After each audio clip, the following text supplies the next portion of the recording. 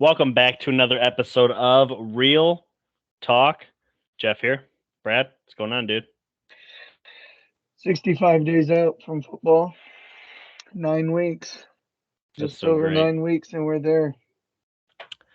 And we start pretty much our own countdown, doing division breakdowns. We're going to start with the first one that the Facebook page voted on, which was the AFC North, which, by the way, also won last year's vote.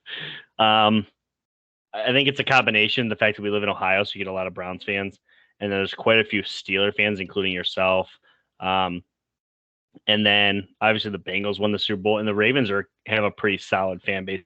So I just think we have a ton of North fans that follow the Facebook page. I think it is what it comes down to.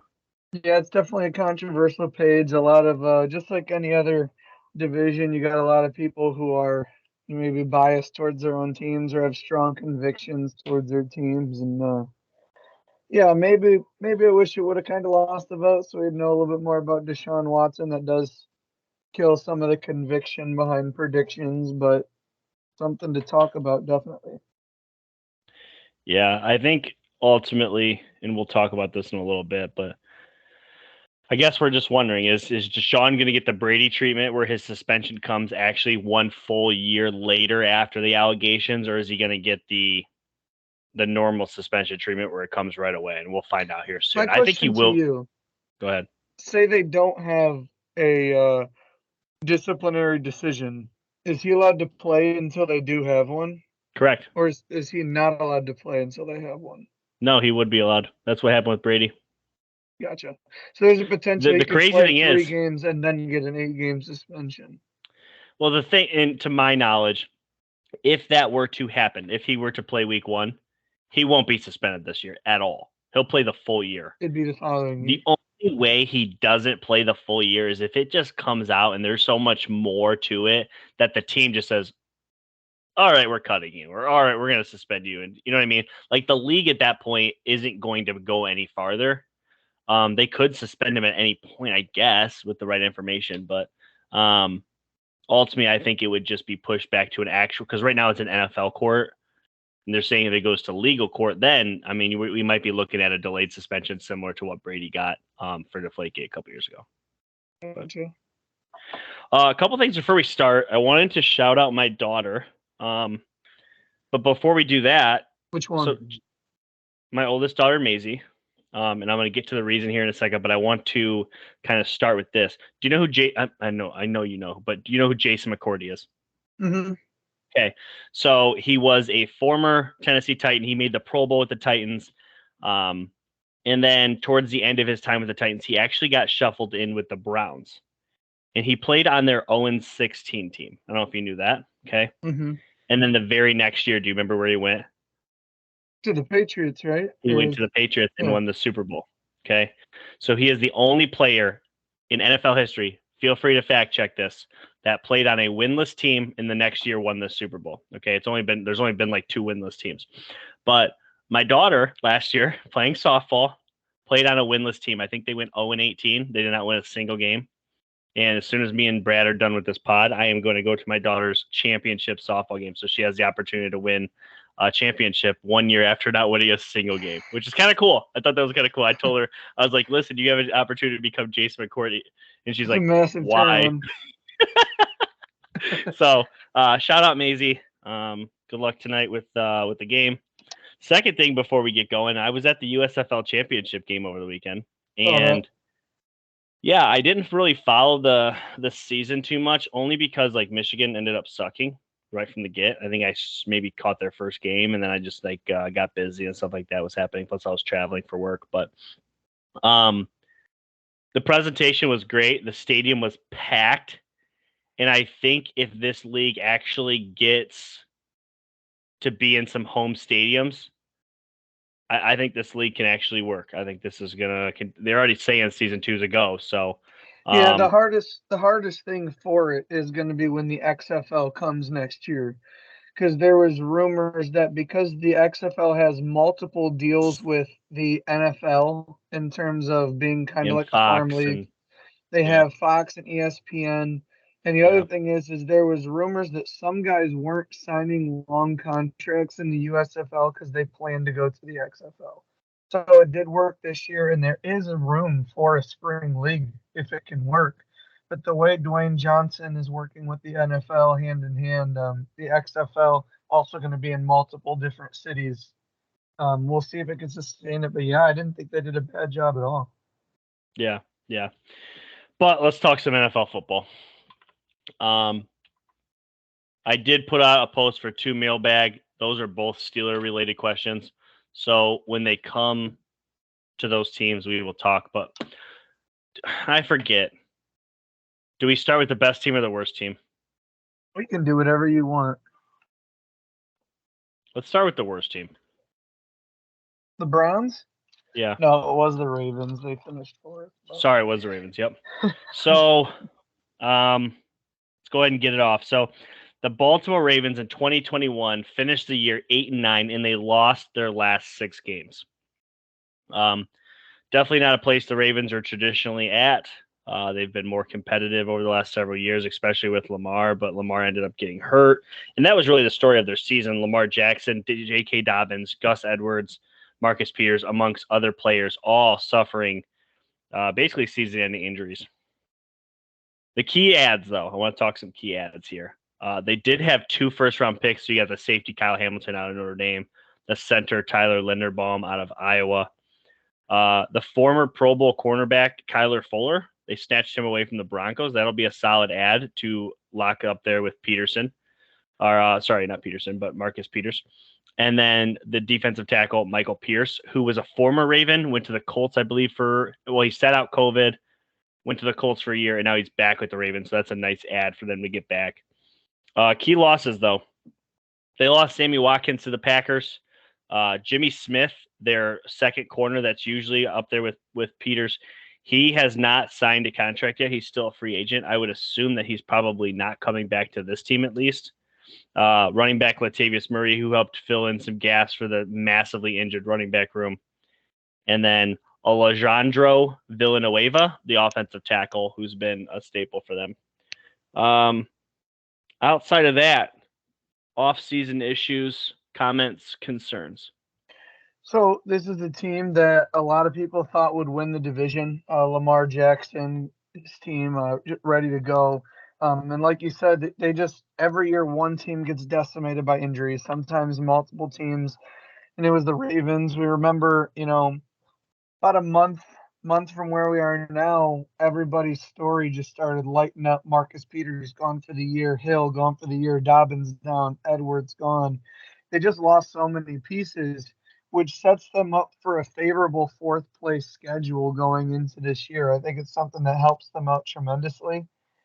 When you talk about the addition of Kyle Fuller, who has been a Pro Bowl cornerback, you start to look at also they added Marcus Williams, who's been a safety for the Saints. So their secondary may be the best in the league, and it runs 5 deep. Kyle Fuller, Marcus Peters, and their best corner, Marlon Humphreys. And then you have Kyle Hamilton and Marcus Williams as your safeties. Their versatility in the back end, I think, is going to be something that can keep them in a lot of games, especially when you talk about you got to win your division first. And you're trying to beat the Bengals. They won it last year and what they have going on. So I really like what the Ravens have done with their draft. Like you mentioned, Kyle Hamilton, Linderbaum, David Ojabo. They also had a lot of picks. They took a D tackle, O tackle, corner, tight end, punter, tight end, corner, running back. They had a lot of picks to bolster up the roster. As you can see, they drafted 2 tight ends, and they have Mark Andrews. They're going to do a lot of run scheme. They lose Hollywood Brown. That's tough. But this team's always been a unique offense that runs first and runs often.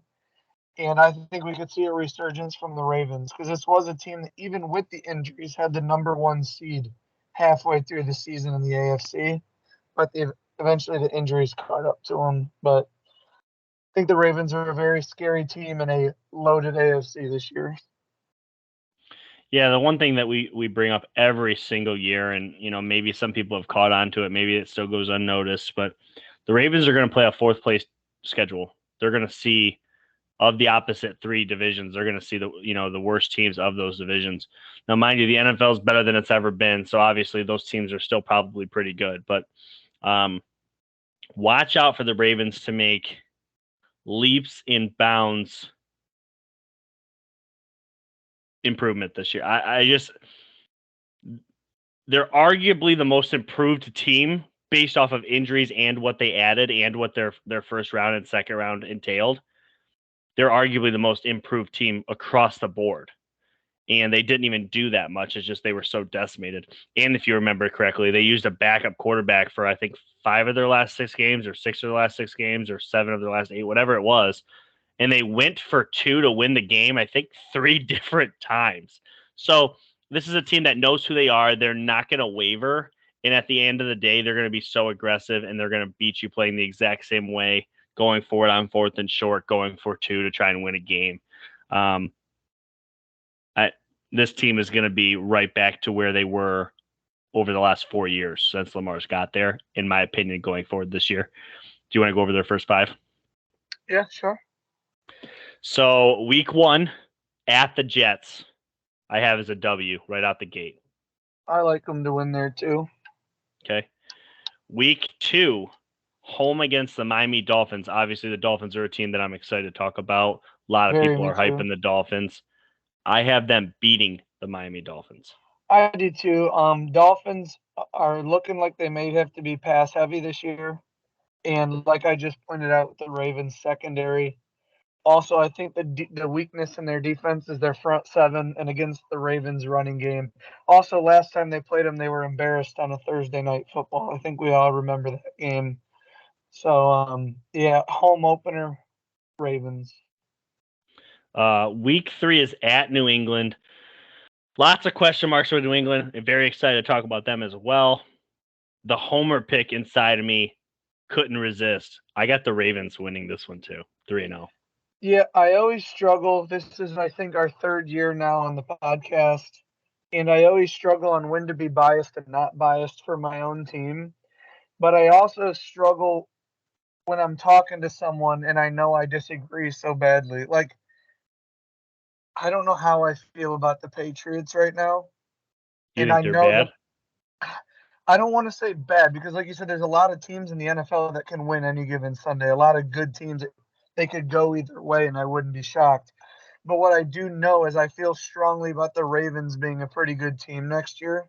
Same. So I'm actually going to take the Ravens here to go 3-0. I'm not coming out to say the Patriots are garbage. I don't know how I feel. I can't wait till their breakdown so that I can, learn a little bit more about them. And first off, I'm a fan of them. I follow their every move, and I don't know what they're going to be. Yeah, so like both of our teams this year kind of. Yeah, there's tons of question marks. But I do know that New England was rough at home last year, and just because it's a home game for New England doesn't mean they're going to beat the Ravens. I like the Ravens in this matchup. We both have them at 3-0 right now. Here's the good one, though. Don't have it in front of me. I wish I wrote it down. I'm an idiot. Week 4, home against the Buffalo Bills. I'm not sure if it's on Sunday night, Monday night. 1:00 on Sunday. That's incredible. CBS. This will probably be Tony Romo and Jim Nance. CBS, 1:00. That is insane that that's a 1:00 matchup. But where are you going here? Well, what I'm going with again. Here's where I'm at. The secondary again. I keep pointing it out, but this secondary is going to be one of the best in the league. Yeah. And Buffalo's pass heavy. Mm-hmm. However, they have a good defense, but their strength, I believe, is also in the secondary. I like the Ravens' run game. I like him at home, and the Bills can't go 17-0 as much as everyone wants to crown them this juggernaut. Ravens are 4-0 at the gate with a statement win against Buffalo. Wow. Also, what I just noticed as well, the Ravens open up with the NFC East in their first 4 games. Or the AFC East. Yeah. Jets, Dolphins, Patriots, Bills. They play the whole AFC East, and maybe they get a loss in there somewhere. But I believe the statement win. I like them to win at home against Buffalo. Give me 4-0 for the Ravens. So here's the thing. The Jets are improved, but they'll beat the Jets. Miami's improved. They'll beat the Dolphins. Not sure what to think about the Patriots. I still think they beat the Patriots. It's too much. I think the Bills hand them a loss. Even though the matchup point that you brought up, I absolutely agree with. They match up great with them. Maybe it's lower scoring, but I just think that Josh Allen is on. He's. Here's I one can't other wait till we thing. talk about quarterbacks later on, but Just he's up just there. just dipping into the Bills for a quick second. Their week 3 is at Miami, so they're going from at Miami to at Ravens. That's probably a tough week of schedule because you're flying back. The weather changes, all that kind of stuff. We'll see because the Bills have a tough opening schedule. So we'll see how it So goes. But I funny have them at enough, 3-1. You have them at 4-0. Week 5, the team didn't that think I swept would. them last year, and they didn't play a close game. The Bengals at home, though. Ravens are at home. Where are you going here?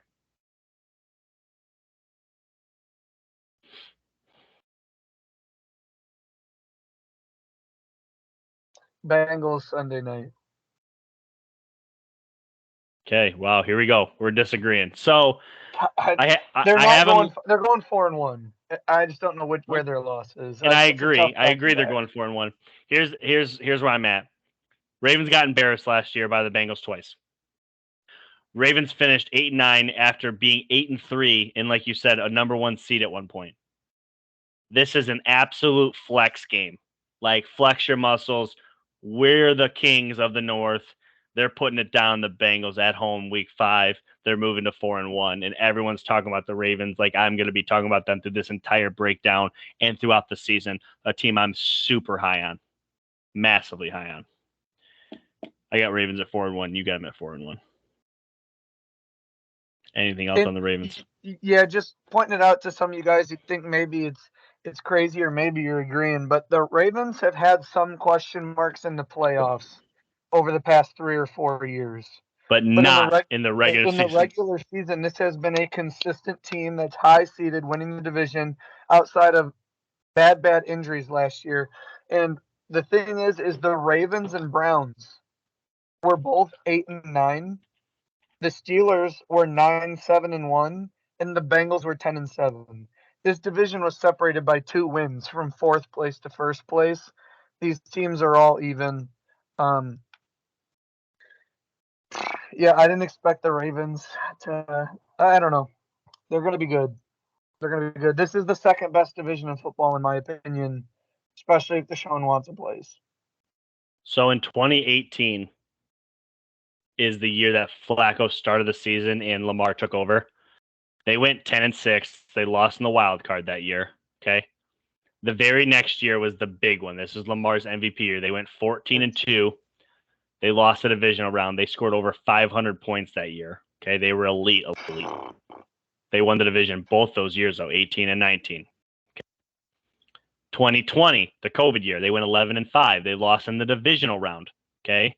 But they had won a playoff game, but they lost the second one. They finished second in the division that year. Okay. And then this past year, they went 8-9, like we said, decimated with injuries. They were 8-3 and then lost 6. That's crazy. And like Yeah. you said, the Packers, Steelers, and one other team, they lost on 2-point conversions. This is a team that's historically going to win 12 games without blinking. I mean, that's just what they're going to do. So, off the top of my head, I have them at 12-5, and we'll see if I have them winning the division. But I think 12-5 is a very fair record for them, and I think that they're going to be the shock of the league because people think that they're just kind of written off right now. The division should be fun too because they play 4 of their 6 divisional games in their last 5. 4 of their Jeez last 5 are Louise. divisional games. They finished the year at Pittsburgh, at Cleveland, home against the Falcons, home against the Steelers, at the Bengals. So the Falcons are the only easy, if you're calling it easy, game. Yeah, that's on Christmas Eve at 1. So next up would be the Browns. So the Browns, I mean, we've been talking about this team for forever about getting into it, but let's just do the simple stuff here. The Browns, 2021, they ended 8-9. Everybody knows what happened with Baker. That's well documented. He played through a torn labrum. He was very injured. It ended up being let's just call it a spade a spade. It was a dumpster fire of a season for them. and it pretty much went off the tracks, and it led to this. The Cleveland Browns decided they were going to trade for Deshaun Watson. We talked about a little bit of Deshaun Watson last week, and everybody is pretty well aware of what's going on there. But not only do they trade for him, they make him the highest paid quarterback via guaranteed money in NFL history. Right before that, though, they traded for Amari Cooper in what's actually probably the steal of the offseason. So they have one of the worst trades if all the punishments hold up, and one of the best trades. It's kind of weird how that all falls out. They got Amari Cooper for basically a bag of chips. If you're comparing it to how other players were traded this offseason, they get a number one wide receiver for almost nothing. They did end up going out and getting Jacoby Brissett, a guy that's won some games in this league for a couple of different teams. He's kind of bounced around.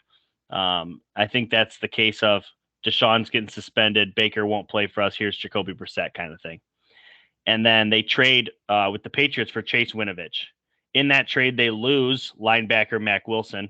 Other losses were Austin Hooper, their captain Jarvis Landry, and a longtime fan favorite Rashard Higgins receivers. So with everything I told you, what do you got for offseason news?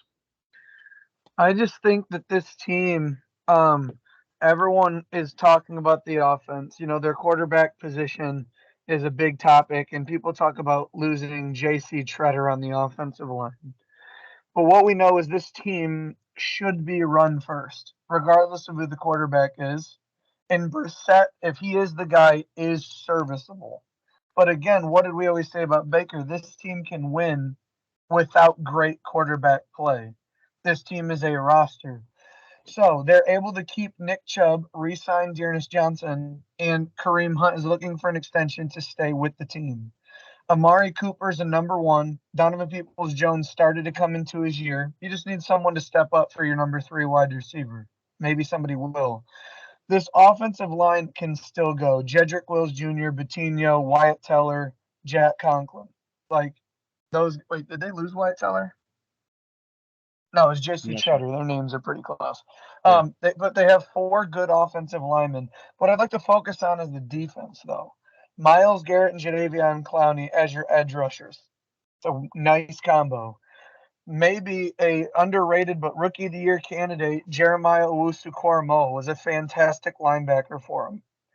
Then in the defensive backfield, they have Denzel Ward, Greg Newsome II, and Greedy Williams, along with John Johnson III, and Grant Delpit finally gets to showcase his skills after being injured. One of the top-rated safeties when he came out of his draft.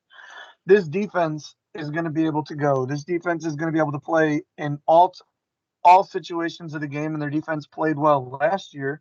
It really came down to them playing with an incredibly hurt quarterback who was turning the ball over. If this team takes care of the ball, then you have to drive 60, 70 yards on this defense. It's going to be a tough out. And something that I'd like to go through, we'll go through the wins and losses in their first 5 in a little bit. But say Deshaun gets suspended early in the season. Their first 4 games is arguably their easiest stretch. Carolina, Jets, Steelers, Falcons. I mean, those 4 games are all winnable if they don't have Deshaun Watson. Baker Mayfield could still play. I don't know. But, again, we can get further into their schedule. But I really like their roster. Love their running backs. I don't know how you couldn't. Offensive line, check.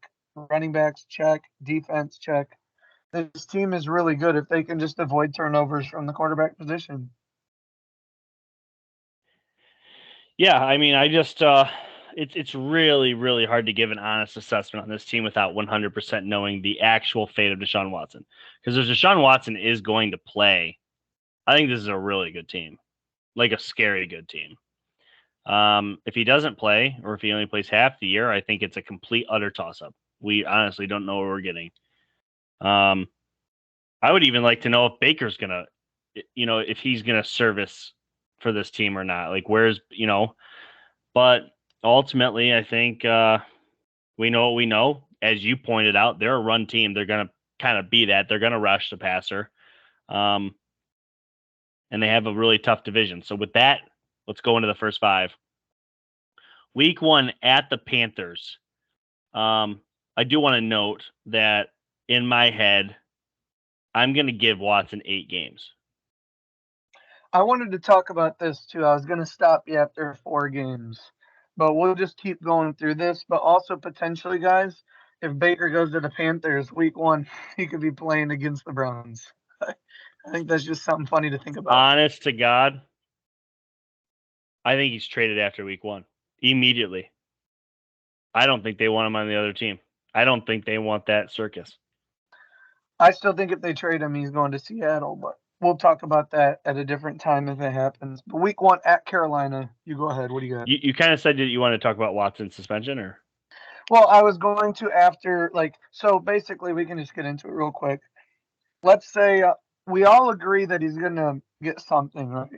Like we do think he's going to get something. I think it would be 2 scenarios. A, postponed, or B, at least half the season. If it is less or none,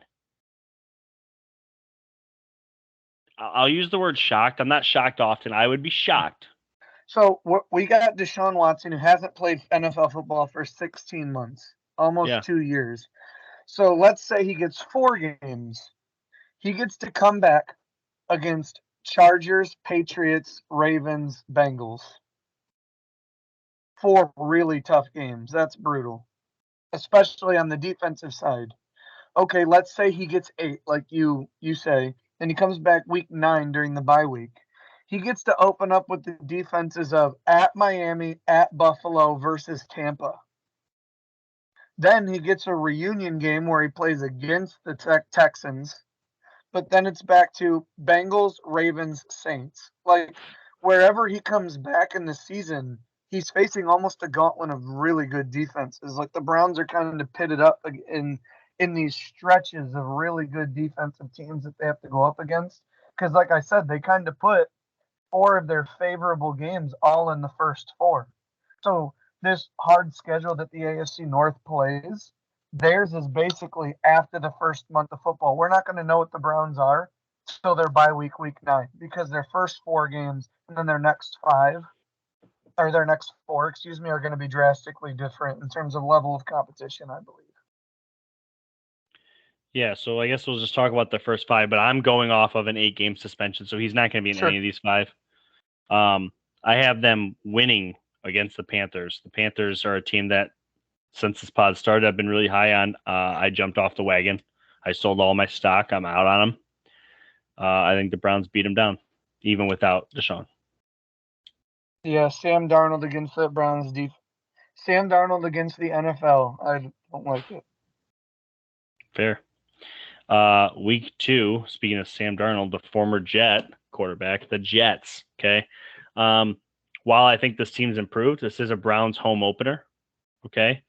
And again, no matter who's at quarterback, I like this roster versus that Jet roster. I think Cleveland rolls to 2-0. Yeah. Not to get too far into the Jets, but I think this will be one of the funnest offenses to watch and one of the worst defenses to watch. I think this team is too unbalanced, and their offense has a lot of young pieces, so we don't know how good it will be. Yes, I like the Browns here too. Week 3 is, I think, when reality catches up. You have a veteran coach and a veteran team looking to really just assess themselves against good talent, and the Browns are that. And, Pittsburgh, depending on what you think of them, I think they have their quarterback situation figured out. Who that's going to be, only they know. But I think they have a quarterback that could beat the Browns, and I like the Pittsburgh Steelers. Yeah, I'm probably going to take some bullets standing up with some pretty strong takes for the Steelers. But Kirk Herbstreit, Al Michaels, Thursday night in Cleveland, Steelers get a dub. Week 4, this is probably debatable, and I think we're going to disagree here. But while Atlanta is not good, they're good enough in the circus that is Cleveland. On the road at Atlanta, I'm taking the Falcons, actually. Everyone on this pod knows I can never find a reason to root for the Falcons. Browns bounce back and go to 3-1. I think the Browns can take the Falcons. Okay. Week 5, they're home against the Chargers.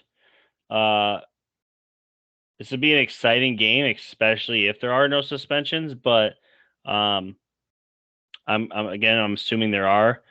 Chargers come into Cleveland, and Justin Herbert puts on a show.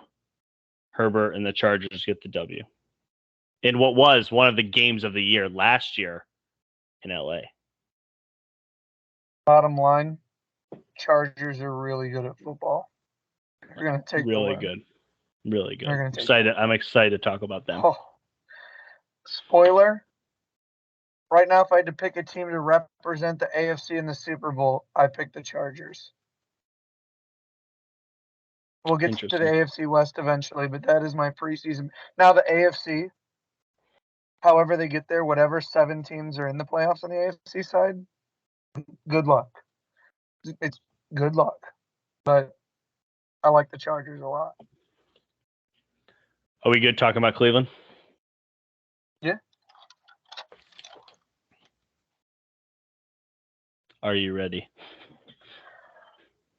I think so. Next up, finished second in the division last year. It's the Pittsburgh Steelers. Their 2021 record was 9-7-1. Let's talk about the ads. Yeah. First round pick, Kenny Pickett. That was a pretty big pickup. But they had already picked up quarterback Mitch Trubisky, the former Chicago Bears starter, the 1-year backup for the Buffalo Bills. I added this because I really liked this draft pick. George Pickens in the second round. I think that adds a lot of talent there. This is one of the underrated pickups across the entire league that I don't feel like enough people are talking about. Miles Jack heading to Blitzburg, I think, is a huge pickup for them.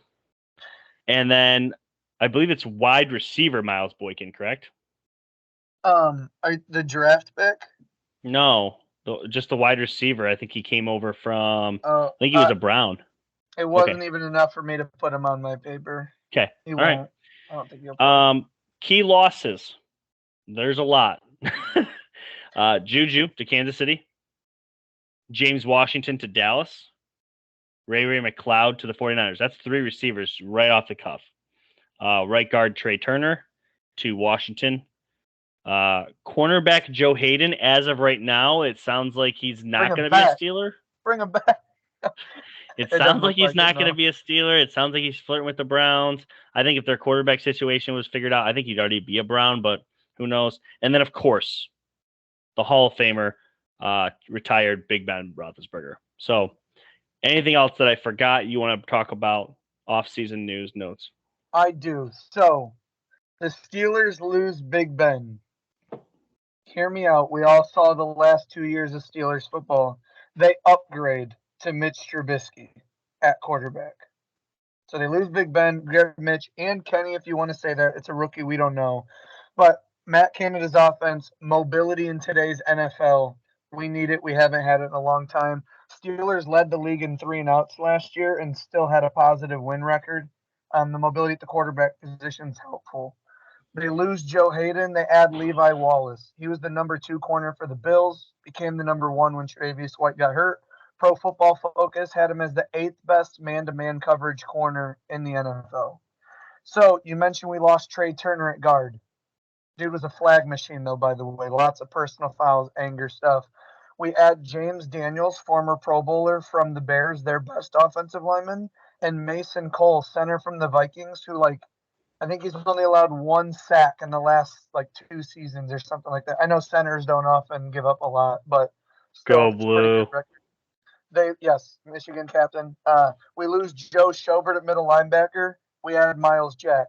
Also, Devin Bush 1 year removed from injury, and we add Brian Flores as a linebackers coach. We'll see what he can do in the room.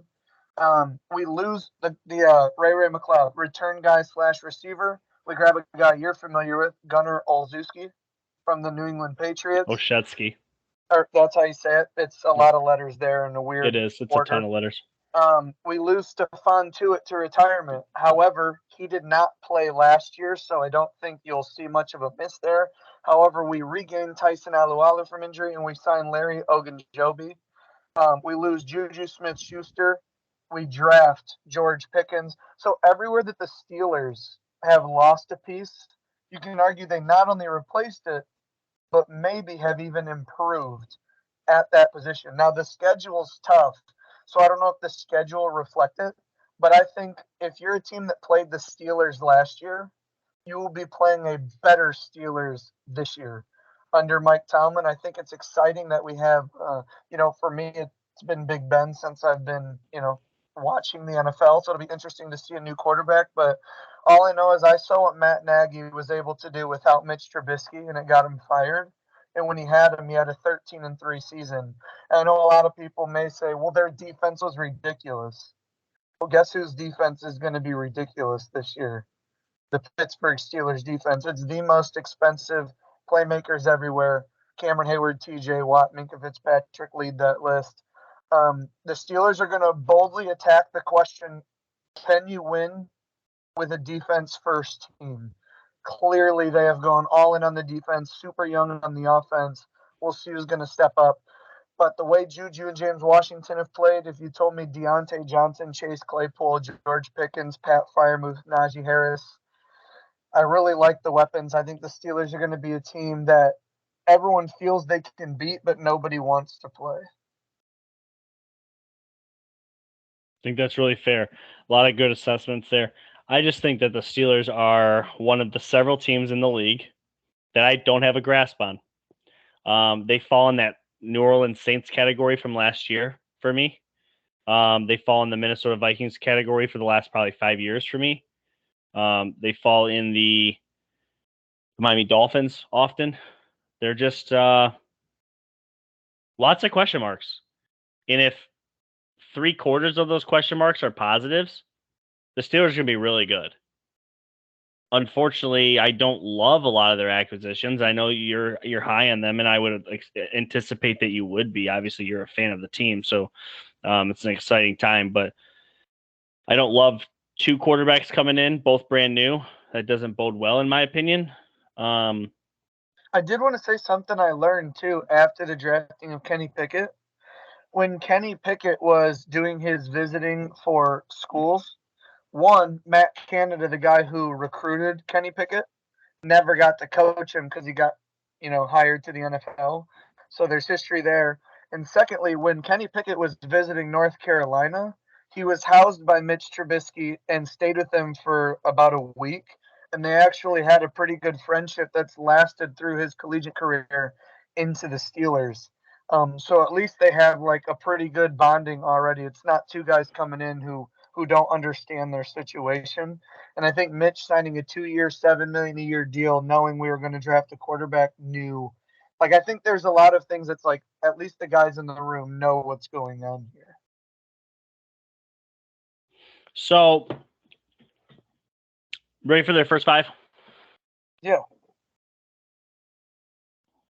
1 second. Okay. So, again, this is a really tough division. So, anybody in this division's first 5 games can be very misleading. But week 1 is at the Bengals. Bengals obviously coming off that Super Bowl loss, but are a very hot team. I believe, correct me if I'm wrong, they had their way with you twice last year. They only won by 14 and 31. Okay. Yeah, they're a pretty good team. Yeah. I'm excited to talk about the Bengals here very momentarily, but I'm very high on the Bengals. I think they win. Too many new pieces against a team that pieced them up twice last year. The Steelers will be 0-1. Week 2, home against the Patriots. So the Patriots, shockingly, were a really good road team last year and a really awful home team. The Patriots have question marks, but not in the areas that I would be scared in. Personally, I have the Patriots winning this game. The Steelers dropped to 0-2. I'll put it this way after we get here in a couple minutes. Also, we got to talk about possibly going to this game, obviously, Absolutely. in Hinesville. Absolutely. I'll come back to this game in a second. Like I said, I'll get to it later. I'm going to give the Steelers a win in their home opener.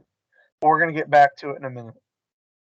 I don't feel super pumped like, oh, this is a W, but It's I just like 100% a coin flip game. It's home 100% a coin opener flip for game. the Steelers. I like it. Okay. Week 3 at the Browns. I just told you the Steelers would win. I haven't changed my mind the last minute and a half. So Steelers win that one. Same. Week 4 at the Jets. I just have this entire division beating up on the Jets. Again, I do think the Jets are improved, just not enough to beat good football teams.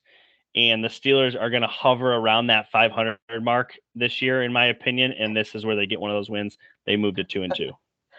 Okay, so that's funny you say that, because I have a win here too, but I believe the Steelers somewhere after 4 games will be 2-2. I just think we drop one of those 3 games. I just gave them a dub. I just don't know which one it is. I could see it. I mean, but that's why maybe the Patriots, they do lose. And you said hover around that 500 mark. I just think there is a lot of new moving pieces. So, actually against Bill Belichick, still with all the new pieces trying to figure it out, I'm going to switch it to a loss against the Patriots. But also the thing is, if we go, I'm currently 5-0 when I'm in Pittsburgh. So I That's don't it. know. I'm out. I don't know how you feel about that. Week 5 is at Buffalo. I can't wait to break this team down. I can't wait to talk a little Josh Allen. I think they're the best team in the AFC. Spoiler alert. I think that they beat the Steelers, and probably pretty handily. Steelers smacked them down week 1 last year. They did. 100%. It was an ugly game. Blocked punt for something like. Yeah. No, I think the Buffalo Bills win, but just people who are out there listening who maybe agree disagree, the Steelers might be 2-2. We're not going to go game by game in terms of what we think, but this is their stretch following the New York Jets. At Buffalo, home against the Buccaneers, at the Dolphins, at the Eagles, bye week, home against the Saints, home against the Bengals, at the Colts. Yikes. That's just tough. So like I said, I think the Steelers could be improved and their record may not reflect that. I think there's a chance that the Steelers will be in a lot of games and maybe finish 3rd or 4th in the division, and in 2023 that season could be a real emerging team under a new offense. But we'll see. All these games are 0-0 right now. Steelers have a chance. Obviously, all teams do, but it is a brutal middle of the schedule. October and November is just a gauntlet for the Pittsburgh Steelers. I'm ready to talk about the AFC champions. Yeah, they're good.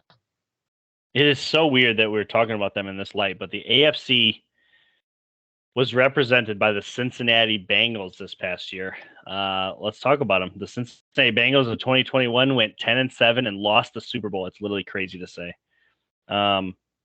Head coach Zach Taylor signed a 5-year extension this offseason. Wanted to make sure I got that in there. I have it written down too. I made sure to write it down. Yeah. Key adds. First round pick, Dax Hill. Let me preface this with a question. Where did the Bengals suck? They had one weakness.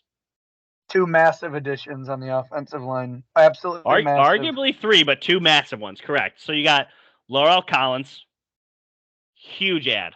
Okay, goes to the Bengals. Equally Alex big Kapka. loss for the Cowboys. Yeah, Alex Kapka, dog for the Buccaneers. Left assuming Brady was done, and when Brady called him, it was too late. He's with the future Brady. Yeah. Kapka's with the Bengals. That's a massive ad. And then, under the radar, really good utility lineman, can play multiple spots. Ted Karras from New England, offensive lineman. Nobody's talking about that one because obviously they got 2 studs, but Karras is a dog too. And then they lose CJ Uzma.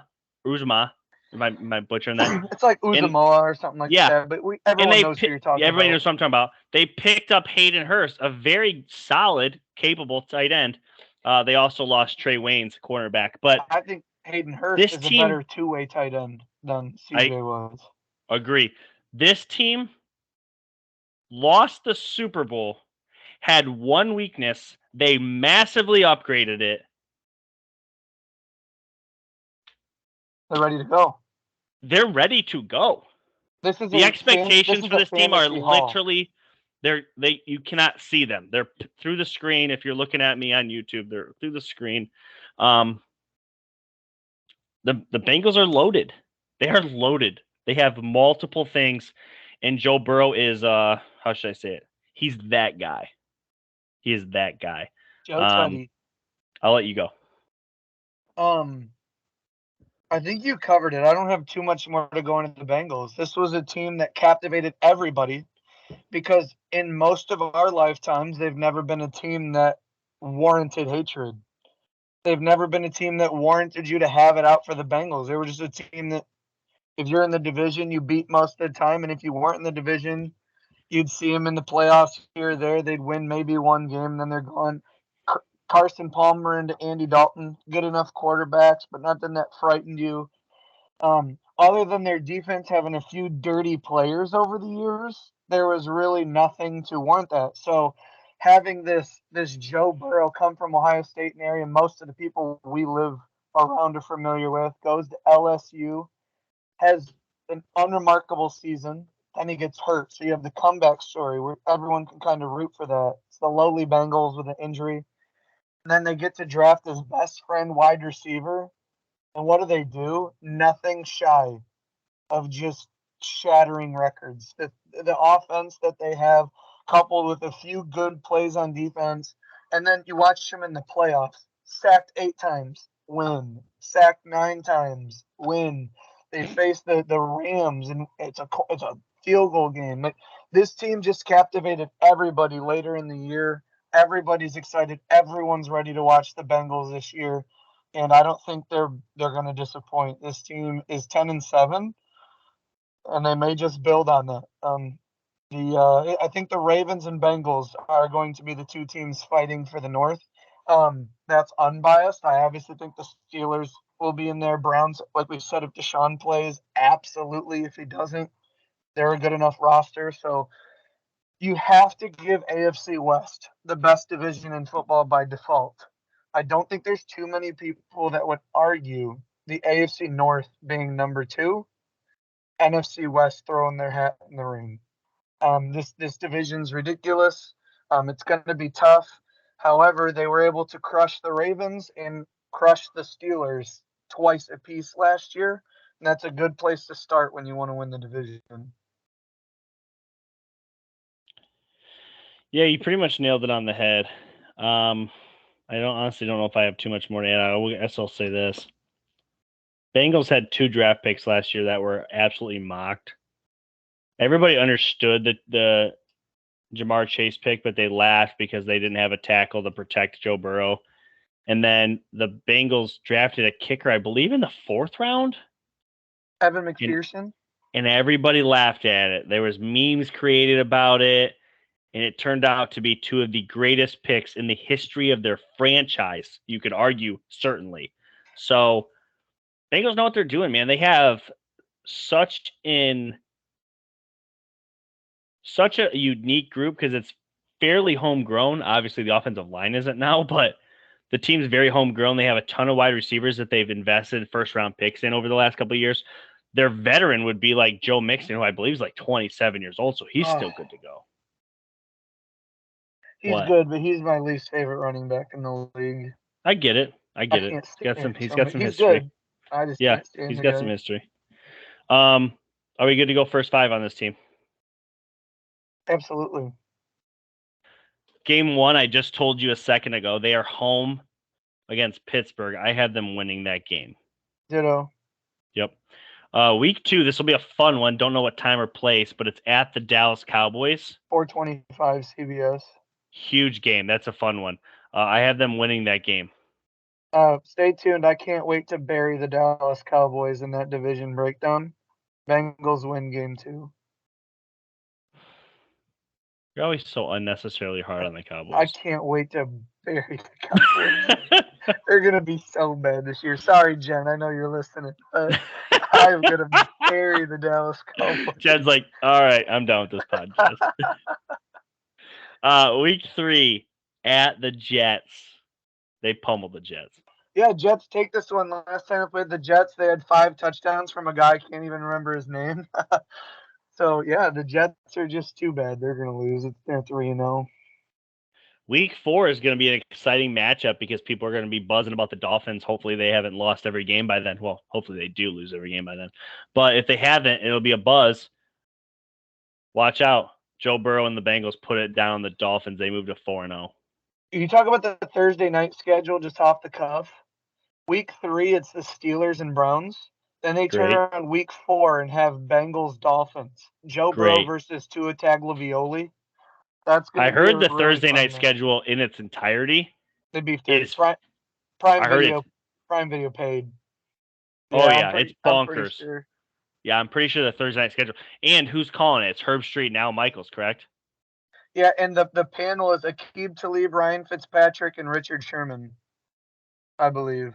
Yeah, they ain't messing around. They got elite games. Give me you got the Thursday night schedule? I am pulling it up right now. So so week 1 they don't get it technically because it's the It's Sunday night Rams football. and It's Sunday night football. Rams Broncos, is it? Rams Anyway, Bills. they don't get Bills. it. So week 2, it starts off slow. Chargers at Chiefs. You said starts up. Man, you hit me with a wind up there. Then week 3, Steelers at Browns. Week 4, Dolphins at Bengals. Week 5, Colts at Broncos. Week 6, Commanders at Bears. Okay, that's rough. Week 7. Yeah. Sorry, go ahead. Yeah. No, go ahead. Oh, sorry. The connection was catching up. We're back. Okay. Week 7, Saints at Cardinals. That's fun. DeAndre Hopkins' I'm first good. game back, and it's against Marshawn Lattimore. That's fun. That is his first game back. Yeah, because 6 game suspension. Yeah, fun. Then Ravens at Buccaneers. Elite. Yeah, every Thursday night it's a must tune in. Well, there's like 2 Eagles, Texans, Falcons, Panthers. But then listen, these next couple: Titans at Packers, Bills at Patriots, Raiders at Rams, 49ers at Seahawks. Then they end on Jags, Jets, Cowboys, Titans. But still, most of these are really good. Really good. Cowboys Titans is a good game. You think the Cowboys are ass, but Oh. Listen, we'll see. All right, so week 5 though. So I have them at 4-0. What do you have them at? We both have them at 4-0, but then it's at Baltimore, which I believe I was a coin flip on this game, but I think you gave Baltimore the win. I did. At home on Sunday night. Yeah. Bengals get a long week though. They play Thursday and then they don't play again until Sunday. I understand, but this is a muscle flex game for the Ravens, who got beat down twice against the Bengals, and they were decimated by injuries last year. They're trying to show out. They're trying to reclaim that division.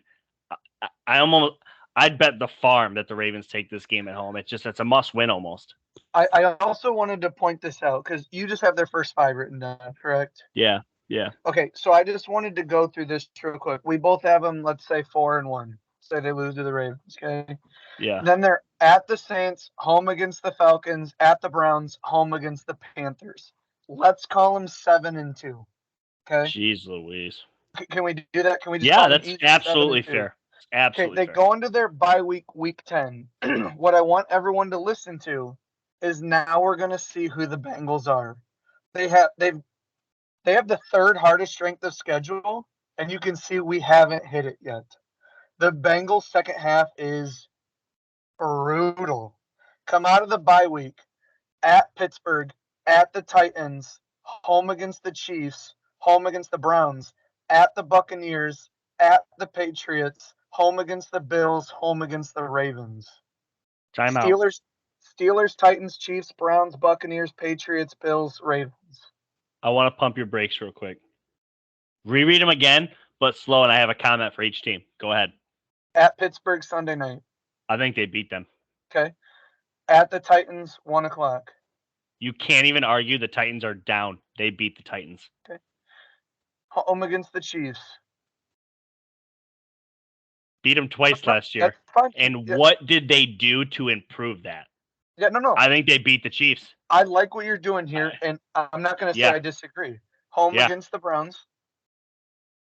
Come on. Yep. I'm sorry. They're beating the Browns. At the Buccaneers.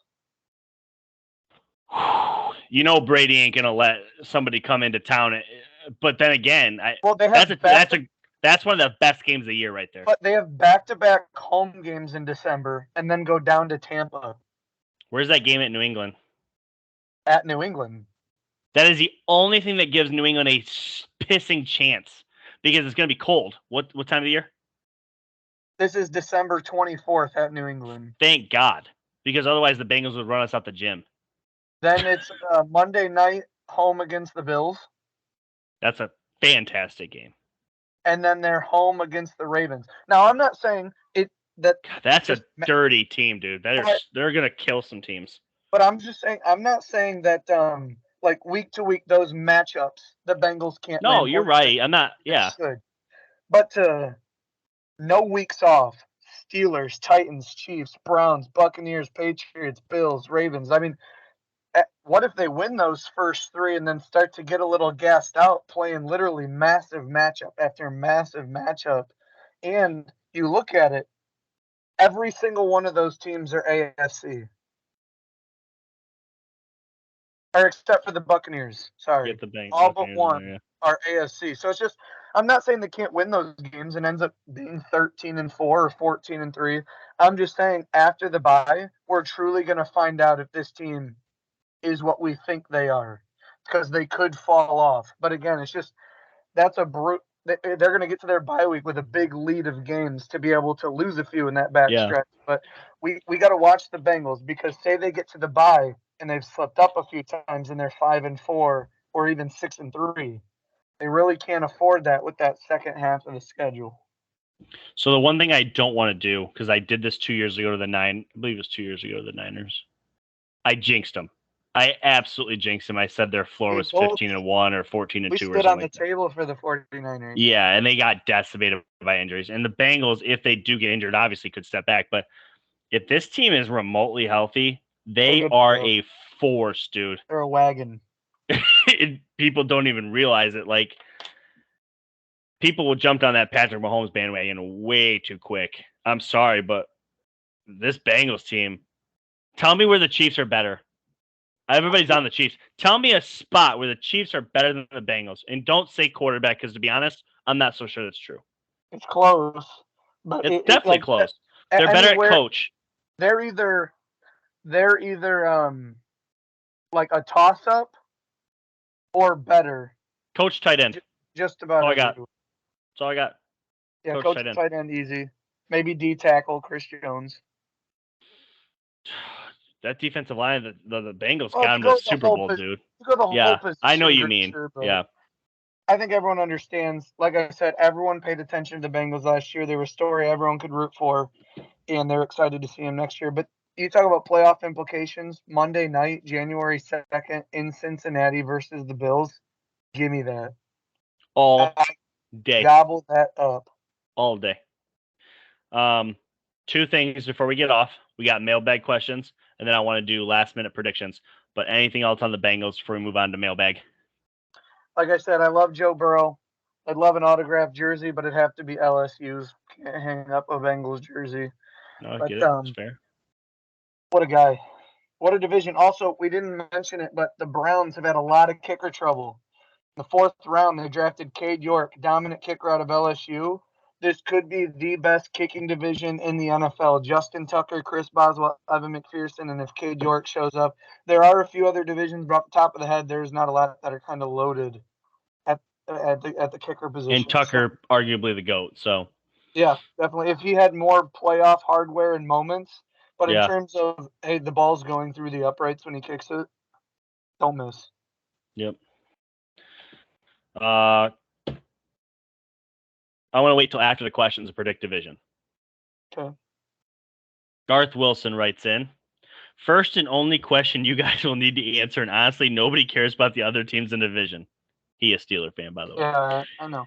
Do you really think, like everyone else, that the Steelers would be worse this season with a better defense and more dangerous weapons on offense? Basically saying, do you really think they're going to be worse even though their defensive and offensive weapons are better? They did sign some decent O-line and quarterback, who is probably Mitch, will have a better arm and mobility. He's basically saying everything that you've been beating the drum. Boom. Again, boom, Garth, boom, I believe boom. the Steelers will easily be an improved team. The schedule is so tough that I don't know if the record will reflect the performance on the field. The Steelers will be able to beat any team on their schedule, but they play a lot of really, really good ones. But we'll see. I like our odds. Obviously, I have to try and throw out biases, but not be too far off the deep end. But it's a tough road in the NFL. But I love our coach. I love our team. I can't wait to see it. I think we will be better. Yes. So, just to be clear here, because I wanted to make sure I got something correct, but I don't see it. Okay, I'm not going to look all day. Pittsburgh was really bad at scoring last year. Terrible. So they could improve by 5 points a game and still not be where everybody else in the league is. The biggest one that I always talk about is you see a lot of, and I'm going to say some great names. I'm not comparing Mitch to them, but like when you talk about Mahomes or Josh Allen or even Joe Burrow, when the play breaks down and it's perfect defense, they can run for like 4 yards and get a first down. The Steelers haven't had that. The Steelers made the playoffs leading the NFL in 3-and-outs. There's no way we do that again. And with the defense that we have, I think the Steelers could be a dangerous team that could throw their hat in the ring towards the end of the season. But again, a lot of question marks. Very young offense. I'm not going to lie to the listeners and blow smoke just because Brad's on the other side here. I don't know that the Pittsburgh Steelers are that improved at quarterback until I see Kenny Pickett. I've seen everything I need to see of Mitch Trubisky. I understand he's never played on a team this good, but at the same time, it's like this isn't like a world-beating team. It's a good football team. I'm not saying the Steelers are ass, but they're not in that next level of teams. We're not talking about them as somebody that's literally like a quarterback away. Could a quarterback elevate this team? Absolutely. As of right now, I don't know that they're 100% better. I think they're a better football team, but are they better than 9-7-1? Schedule's tough. 8-9. If I'm throwing a record out just off the top of my head, schedule is extremely tough. And 8-9 sounds bad. I think that'd be a hell of a season, especially moving into a point where like, okay, now we know we have Kenny Pickett next year.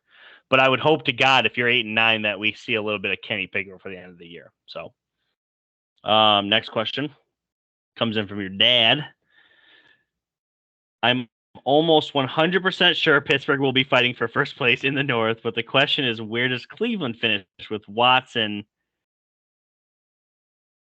With Watson and 2 without. So where do they finish with Watson and without is his question. With Watson, they'd be. Here we go. I'm just going to come out with it. With Watson, they'd be second in the division. Without, they'd be fourth.